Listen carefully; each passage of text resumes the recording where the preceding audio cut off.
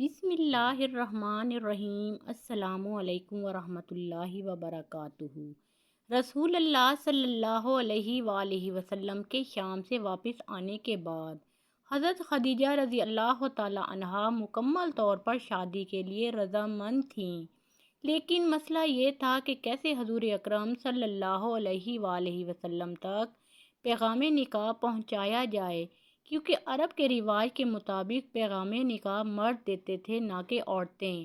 آخر کار جناب خدیجہ رضی اللہ تعالی عنہا نے اپنی سہیلی نفیسہ بنت منیہ کو اپنے گھر بلایا اور اس سے درخواست کی کہ حضرت محمد صلی اللہ علیہ وآلہ وسلم کی خدمت میں جا کر آن حضرت سے رشتہ ازدواج قائم کرنے کے ان کے ارادہ کو بیان کرنے کے ضمن میں جس طرح بھی ممکن ہو سکے حضرت صلی اللہ علیہ وآلہ وسلم کے نظریہ کو حاصل کرے۔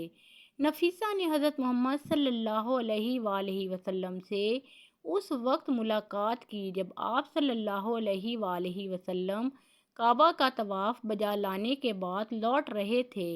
نفیسہ نے حال و احوال پوچھنے کے بعد آپ صلی اللہ علیہ وآلہ وسلم سے سوال کیا، اے محمد صلی اللہ علیہ وآلہ وسلم، آپ شادی کیوں نہیں کرتے؟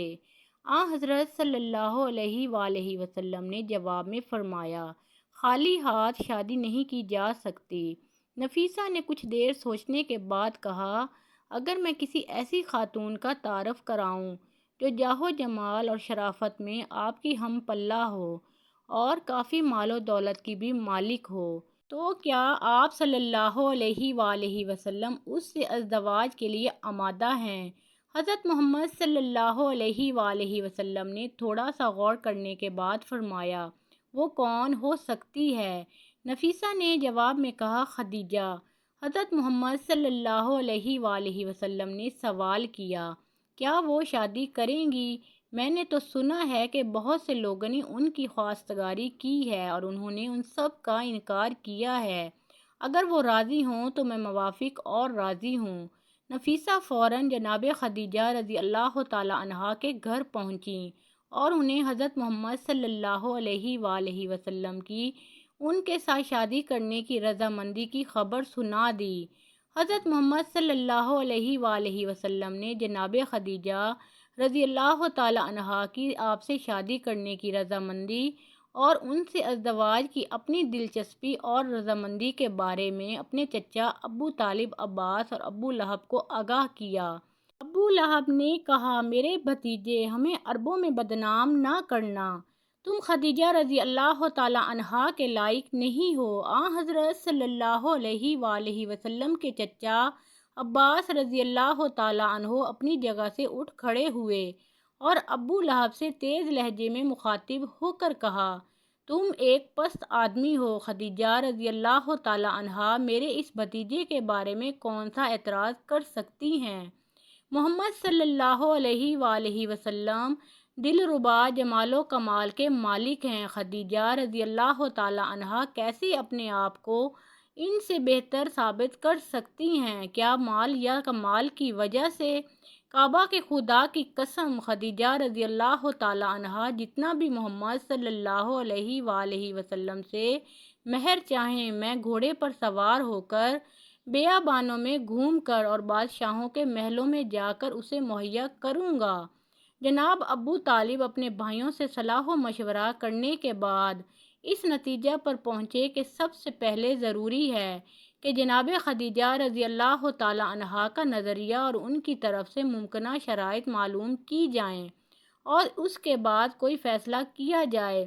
اس کے بعد انہوں نے پیغمبر اکرم صلی اللہ علیہ وآلہ وسلم کی پھوپھی صفیہ رضی اللہ تعالی عنہا کو خدیجہ رضی اللہ تعالی عنہا کے پاس بھیجا تاکہ بلا واسطہ ان سے گفتگو کر کے اس سلسلہ میں ان کے نظریے کے بارے میں آگاہی حاصل کریں۔ جناب صفیہ رضی اللہ تعالی عنہا جناب خدیجہ رضی اللہ تعالی عنہا کے گھر گئیں۔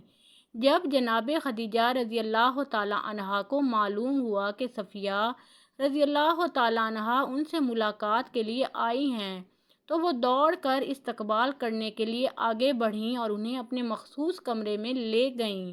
جب کمرے میں داخل ہوئیں تو اپنی کنیزوں کو حکم دیا کہ جناب صفیہ رضی اللہ تعالی عنہا کے لیے خورد و نوش کی لذیذ نعمتیں لائیں اور ان کی خاطر تواضع کریں۔ جناب صفیہ رضی اللہ تعالی عنہا نے کہا، میں کھانا کھانے کے لیے نہیں آئی ہوں، بلکہ میں اس لیے آئی ہوں کہ جان لوں کہ جو کچھ میں نے سنا ہے وہ سچ ہے یا نہیں۔ جناب خدیجہ رضی اللہ تعالی عنہا نے یہ پوچھے بغیر کہ آپ نے کیا سنا ہے اور دوسرے لوگ کیا کہتے ہیں، جواب میں کہا، جی ہاں، آپ نے صحیح سنا ہے۔ وہ عورت خوش قسمت ہے جو محمد صلی اللہ علیہ وآلہ وسلم کی شریک حیات بنے، کیونکہ محمد صلی اللہ علیہ وآلہ وسلم اس کے لیے فخر و مباحات کا سبب ہیں۔ میں محمد صلی اللہ علیہ وآلہ وسلم کی عظمت اور شخصیت سے واقف ہوں اور ان کے ساتھ زندگی گزارنے کو اپنے لیے سعادت اور ایک عظیم فخر سمجھتی ہوں۔ ان کا مہر بھی میں اپنے مال سے ادا کروں گی۔ جناب صفیہ رضی اللہ تعالی عنہا نے جناب خدیجہ رضی اللہ تعالی عنہا کا دو ٹوک الفاظ میں جواب سن کر خوشی اور مسرت میں کہا، اے خدیجہ رضی اللہ تعالی عنہا، خدا کی قسم، آپ محمد صلی اللہ علیہ وآلہ وسلم سے محبت کرنے میں حق بجانب ہیں۔ ابھی تک کسی آنکھ نے آپ کے محبوب کی مانند کسی نور کو نہیں دیکھا ہے اور کسی کان نے ان کے کلام سے شیریں تر کلام نہیں سنا ہے۔ اس کے بعد جناب صفیہ رضی اللہ تعالی عنہا نے حضرت خدیجہ رضی اللہ تعالی عنہا سے رخصت لی اور مسرت و شادمانی کی حالت میں جناب ابو طالب کے گھر کی طرف لوٹیں، جہاں پر بنی ہاشم کے بزرگ افراد ان کا انتظار کر رہے تھے۔ جناب ابو طالب کے گھر میں داخل ہونے کے بعد جناب صفیہ رضی اللہ تعالی عنہا نے بنی ہاشم کے بزرگوں کے سامنے حضرت محمد صلی اللہ علیہ وآلہ وسلم کے تئیں جناب خدیجہ رضی اللہ تعالی عنہا کے ناقابل توصیف محبت و احترام کو بیان کیا۔ ابو لہب کے علاوہ بنی ہاشم کے تمام افراد یہ خبر سن کر خوش ہوئے، کیونکہ ابو لہب ہمیشہ ہی حضرت محمد صلی اللہ علیہ وآلہ وسلم سے حسد رکھتا تھا۔ اس کے بعد آن حضرت صلی اللہ علیہ وآلہ وسلم کے چچا اور بنی ہاشم کے بزرگوں نے باضابطہ طور پر جناب خدیجہ رضی اللہ تعالی عنہا کے پاس خواستگاری کے لیے جانے کا فیصلہ کیا۔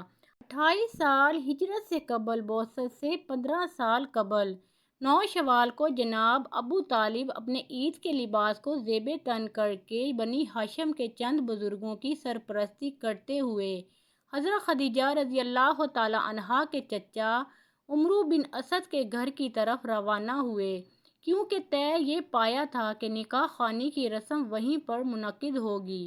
تواضع اور مہمان نوازی کے بعد سب سے پہلے جناب ابو طالب نے خدائے سبحان کی وحدانیت اور محمد صلی اللہ علیہ وآلہ وسلم کی عظمت کے بارے میں ایک خطبہ پڑھا۔ خطبہ پڑھنے کے بعد مہر کے بارے میں گفتگو ہوئی۔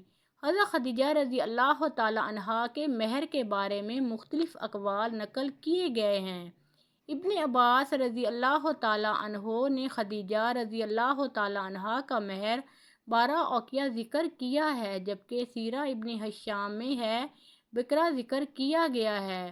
مہر دینے کا وقت آیا تو حضرت خدیجہ رضی اللہ تعالی عنہا کھڑی ہوئیں اور اپنے چچا عمرو سے فرمانے لگیں، ممکن ہے دوسرے مسائل میں آپ اختیار رکھتے ہوں، لیکن یہاں پر خود مجھے اختیار ہے۔ اس کے بعد کہا، اے محمد صلی اللہ علیہ وآلہ وسلم، میں نے اپنے آپ کو آپ کی بیوی قرار دیا اور مہر بھی میں نے اپنے ہی ذمہ لے لیا۔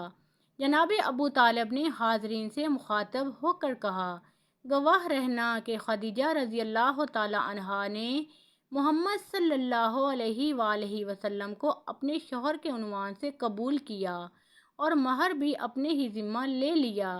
ابو جہل کھڑا ہوا اور غضبناک ہو کر حاضرین سے مخاطب ہو کر بولا، تعجب کی بات ہے کہ عورتیں مردوں کے مہر کو اپنے ذمہ لیتی ہیں۔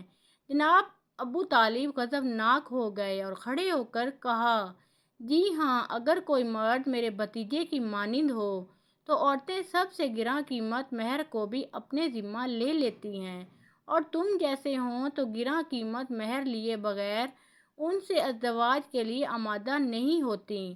مہر متعین ہونے کے بعد عقد و نکاح کے مراسم منعقد ہوئے اور جناب خدیجہ رضی اللہ تعالی عنہا اس کے بعد قانونی طور پر حضرت محمد صلی اللہ علیہ وآلہ وسلم کی شریک حیات بن گئیں۔ ناظرین گرامی، یہ یاد رہے کہ آپ صلی اللہ علیہ وآلہ وسلم ملت ابراہیمی پر قائم تھے اور حضرت خدیجہ رضی اللہ تعالی عنہا کی راستی اور طہارت بھی مسلم تھی۔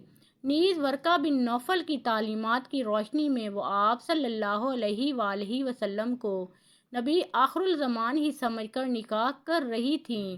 اس لیے یہ نکاح دین حنیف یعنی ملت ابراہیمی پر منعقد ہوا تھا۔ عقد کی تقریب ختم ہونے کے بعد تمام مہمان اٹھ کر اپنے گھروں کو چلے گئے۔ رسول اللہ صلی اللہ علیہ وآلہ وسلم بھی اپنے چچا ابو طالب کے ساتھ گھر جانے کے لیے کھڑے ہوئے۔ جناب خدیجہ رضی اللہ تعالی عنہا چونکہ جانتی تھیں کہ حضرت محمد صلی اللہ علیہ وآلہ وسلم کا اپنا کوئی گھر نہیں ہے، اس لیے آن حضرت صلی اللہ علیہ وآلہ وسلم کی طرف مخاطب ہو کر کہا، اپنے گھر کی طرف آئیے کہ میرا گھر اب آپ صلی اللہ علیہ وآلہ وسلم کا گھر ہے اور میں بھی آپ صلی اللہ علیہ وآلہ وسلم کی کنیز ہوں۔ اس کے بعد آن حضرت صلی اللہ علیہ وآلہ وسلم سے مخاطب ہو کر کہا، اے محمد صلی اللہ علیہ وآلہ وسلم، اپنے چچا ابو طالب سے کہہ دیجئے کہ 10 اونٹ نہر کریں اور لوگوں کو دعوت کر کے کھانا کھلائیں۔ جناب ابو طالب نے 10 اونٹ نہر کیے اور مکہ کے لوگوں کو کھانا کھلایا۔ اس طرح اس ولیمہ کے ذریعے حضرت محمد صلی اللہ علیہ وآلہ وسلم کے عقد و شادی کی تقریب اختتام کو پہنچی۔ محترم ناظرین، پیارے آقا محمد مصطفیٰ صلی اللہ علیہ وآلہ وسلم کی محبت میں ایک پیارا سا کمنٹ ضرور کریں اور مزید اسلامی واقعات کی ویڈیوز دیکھنے کے لیے ہمارے اس چینل کو سبسکرائب ضرور کریں۔ جزاک اللہ خیرا کثیرا کثیرا۔